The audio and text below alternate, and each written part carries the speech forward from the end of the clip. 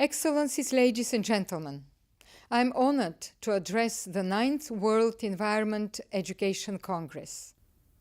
I wish to thank David Zenviet from Simon Fraser University and Mario Salomo, Secretary General of the World Environment Education Congress Network, for their leadership.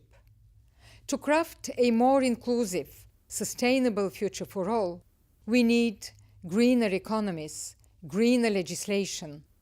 To succeed, most of all, we need greener societies.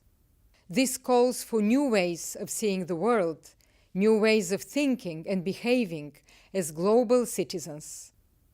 This is why sustainability must start on the benches of schools.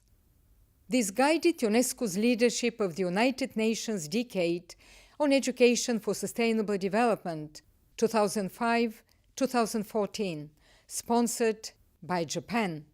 This underpins our action today to spearhead the Global Action Programme agreed at the 2014 UNESCO World Conference on Education for Sustainable Development and take forward the 2030 Agenda for Sustainable Development. Education stands at the heart of the new global agenda as a transformational force for human rights and as the best way to empower learners to become change makers.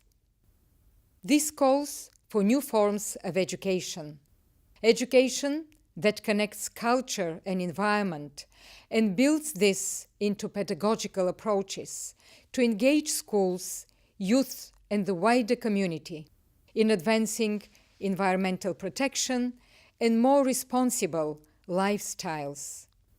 This is how we will shape the green societies we need for the 21st century by nurturing the full power of education and culture to mobilize positive change across the board.